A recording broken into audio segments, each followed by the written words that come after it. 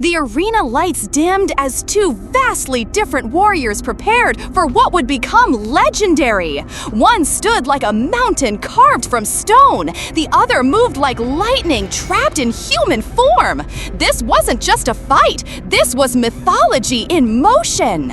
The Colossus Jones stepped into the ring first, all 6 feet 11 inches of him casting shadows across the canvas. At 350 pounds of Australian muscle and fury, he looked less like a man and more like something that had wandered off a movie set. The crowd's collective gasp echoed through the venue as this giant of a human being stretched his massive frame, each movement deliberate and terrifying. Born in the gold mining town of Hillston, New South Wales, Nathan Jones had always been different. While other kids played with toys, young Nathan was already lifting farm equipment. His childhood was spent working the family ranch, developing the kind of raw strength that can't be taught in any gymnasium. By 16, he was deadlifting more than most grown men could bench press. Jones discovered powerlifting in his early 20s, and the sport had never seen anything like him. He shattered records like they were made of paper, becoming Australia's strongest man multiple times over. His bench press topped 600 pounds. His squat reached into the stratosphere at over 800 pounds, and his deadlift was the stuff of legends. But strength without technique can be dangerous, and Nathan learned this lesson the hard way. His weaknesses were as pronounced as his strengths. Jones moved like molasses in winter, his massive frame making quick movements nearly impossible. His cardio was suspect. All that muscle needed oxygen, and lots of it. Past fights had shown him gassing out in the later rounds, becoming a sitting duck from more agile opponents. His ground game was elementary at best, relying more on brute force than technique. Then there was his temper. Nathan Jones fought angry, and angry fighters make mistakes. His coaches had worked for years trying to channel that rage, but when the red mist descended, technique went out the window. He'd telegraph his punches, drop his guard, and chase opponents around the ring like a bull seeing red. Across the ring, Jim Kelly presented an entirely different picture. At 5 foot 11 inches and 185 pounds, he looked almost fragile compared to his mammoth opponent. But anyone who'd followed martial arts knew better than to judge this book by its cover. Kelly moved with the fluid grace of a panther, every step calculated, every gesture purposeful. Growing up in Paris, Kentucky, Jim Kelly had found martial arts as a refuge from a troubled childhood. His father had abandoned the family when Jim was 12, leaving his mother to raise 3 children alone. Young Jim channeled his anger and abandonment issues into training, spending hours perfecting his craft in a rundown dojo above a grocery store. Kelly's rise through the karate world had been meteoric. He won his first tournament at 17, demolishing opponents with a combination of speed, technique, and psychological warfare that left veteran fighters scratching their heads. His signature move, a lightning-fast reverse punch, had earned him the nickname Black Lightning. He could throw 5 punches in the time it took most fighters to throw 2. But Kelly's greatest weapon wasn't his hands or feet, it was his mind. He studied opponents like a chess master, finding weaknesses others couldn't see. He'd spent weeks analyzing Nathan Jones, watching footage of every fight, every training session he could get his hands on. Kelly knew that fighting the Australian giant head-to-head would be suicide. He had a plan, and it was as elegant as it was dangerous. Kelly's vulnerabilities were subtle but real. At 37, he wasn't getting any younger, and the accumulation of decades of training and fighting had taken its toll. His left knee had been surgically repaired twice, and prolonged fights sometimes saw him favoring that leg.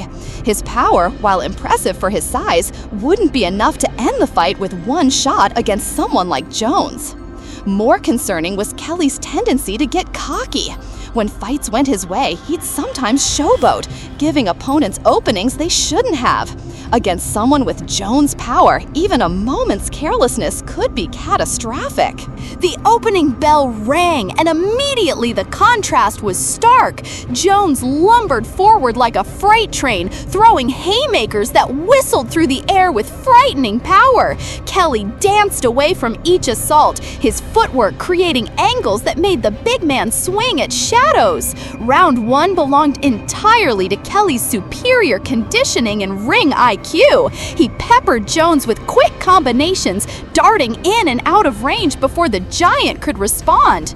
Jones' face began to redden, partly from exertion, partly from frustration. Every time he thought he had Kelly trapped, the smaller man would slip away like smoke. But in round 2, Jones began to find his rhythm. A crushing left hook caught Kelly on the shoulder, spinning him completely around and sending him stumbling across the ring. The crowd erupted as Jones pressed his advantage, cornering Kelly against the ropes and unleashing a barrage of punches that shook the entire ring structure. Kelly weathered the storm through pure survival instinct, covering up and waiting for Jones to punch himself out. And punch himself out he did. By the end of round 2, the Australian giant was breathing heavily, his massive chest heaving like a bellows. Round 3 saw Kelly return to his game plan with renewed focus. He targeted Jones' body with surgical precision, each kick and punch designed to sap the big man's already questionable cardio. Jones swung back desperately, but his punches were becoming wilder, less accurate.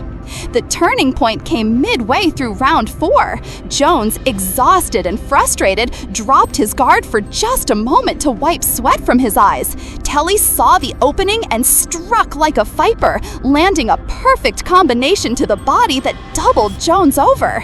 As the giant bent forward, Kelly's knee came up to meet his descending face with a sickening crack. Jones staggered backward, blood streaming from his broken nose, his eyes unfocused. Kelly pressed his advantage, unleashing a flurry of strikes that had Jones reeling. But the Australian's granite chin kept him upright, his massive frame absorbing punishment that would have felled lesser men. Round 5 opened with both fighters showing the effects of war. Jones's face was a mask of blood and swelling, while Kelly moved more cautiously, his left leg clearly bothering him after absorbing several of Jones's thunderous kicks. The end came suddenly and violently. Jones, desperate and running on fumes, threw a wild overhand right that left him completely off balance. Kelly sidestepped the punch and in one fluid motion spun into a devastating back kick that caught Jones directly in the solar plexus. The impact lifted all 350 pounds of Nathan Jones completely off his feet. He crashed to the canvas like a felled tree, his massive frame shaking the entire ring structure. The referee began his count, but it was academic. Jones tried to rise at 7, making it to one knee before collapsing back down, completely spent. Jim Kelly had done the impossible. Through superior technique, conditioning, and ring intelligence, he had slayed the giant. As Jones was helped to his feet by his corner team, Kelly showed the class that had made him a legend, embracing his fallen opponent and whispering words of respect. In the end, Kelly's victory proved that in fighting, as in life, it's not always the biggest who wins. It's the smartest, the most prepared, and the one who can adapt when everything goes wrong. Nathan Jones had brought raw power and intimidation, but Jim Kelly brought a complete fighter's toolkit, and on this night, that made all the difference.